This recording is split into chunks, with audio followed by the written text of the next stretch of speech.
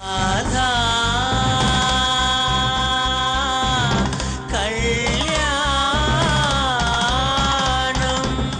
శుభవార్త తెలిసినా ఇంకా ఎందుకు టెన్షన్ అత్తయ్యా? వస్తున్న సమస్య అంతకన్నా పెద్దది మరి. ఏంటమ్మా మళ్ళీ ఏమైంది? వెళుతున్న వంశీతో రాధా కీర్తి మాట్లాడారు. వంశీ వినుకొండ వెళ్తున్నానని చెప్పాడు. రాధా అది మా ఊరే చెప్పింది. విజయ, నువ్వు వెంటనే కీర్తిని తీసుకుని బయటికి వెళ్ళిపో. అలా ముద్దులో నిలబడి నా మొహం చూస్తావంటే అవతల వాడు వచ్చి టైం అయింది. అమ్మ చెప్పేది నీకు అర్థం అవటం లేదా? వెళ్ళు, కీర్తిని ఎక్కడికైనా తీసుకెళ్ళు. వెళ్ళు. అలాగే వెళ్తాను. బావ వచ్చాక కూడా ఇలా కూర్చోకుండా చక్కగా మాట్లాడు. ఏయ్, ఏంటే ఆర్డర్ వేస్తున్నావా? అమ్మా కీర్తి, కీర్తి. అత్తయ్య గారు పిలుస్తున్నారు. నీ సంగతి వచ్చాక చెప్తాను. అమ్మా కీర్తి. ఏంటత్తయ్య? కాస్త సూపర్ మార్కెట్కి వెళ్ళొద్దారా అమ్మా? ఇప్పుడా?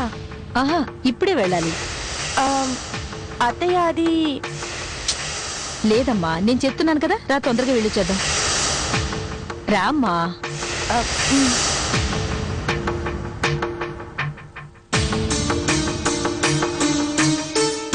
తొందరగా వెళ్ళి సరుకులు తీసుకొచ్చేద్దామమ్మా, సరేనా?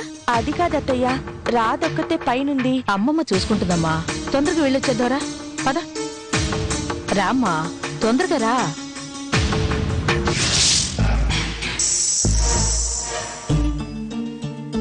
అమ్మమ్మ గారు. పర్వాలేదమ్మా,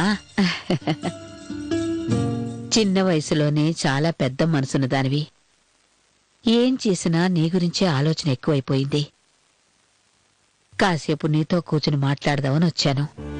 అమ్మమ్మా. అవునమ్మా, పెద్దవాళ్లు కూడా సాహసం చేయలేని పని చేశావు కదా. ఇప్పటికిప్పుడు ఎక్కడికెళ్ళాడో ఎటెళ్ళాడో తెలీదు. నీకుగాని కీర్తికి గాని తెలుసమ్మా? తెలుసమ్మమ్మా, బావ వినుకొండ వెళ్లారు. వినుకొండా? అక్కడికెళ్ళాడా?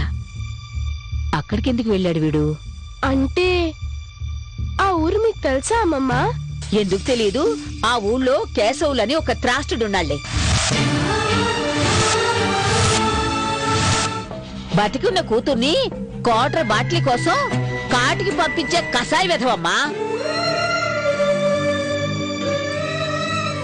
మొన్న మా వంశీ పెళ్లి కూడా తగలడ్డాడు. వాడు మా పంచన పడి మమ్మల్ని పీకు తింటున్నాడమ్మా.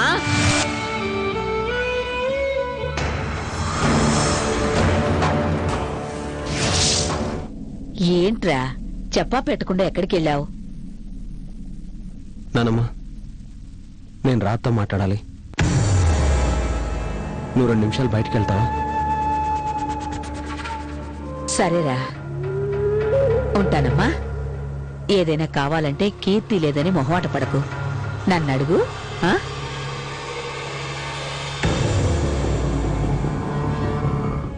ఏంటి బావా, ఎందుకు వినుకొండ వెళ్ళాలనుకున్నావు? రాధా, నీకు వినుకొండలో కేశవులు తెలుసా? తెలుసు బావా. అతని కూతురు? తెలుసు.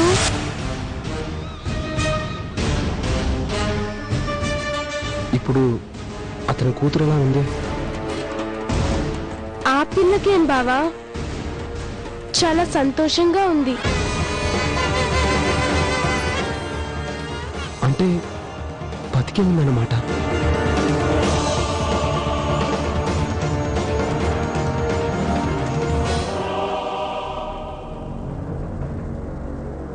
బావా,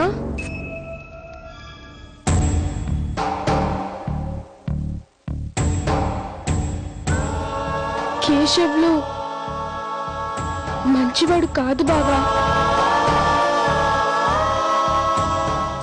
నిన్ను గాని డబ్బడిగితే మాత్రం దయచేసి ఇవ్వకు బావా.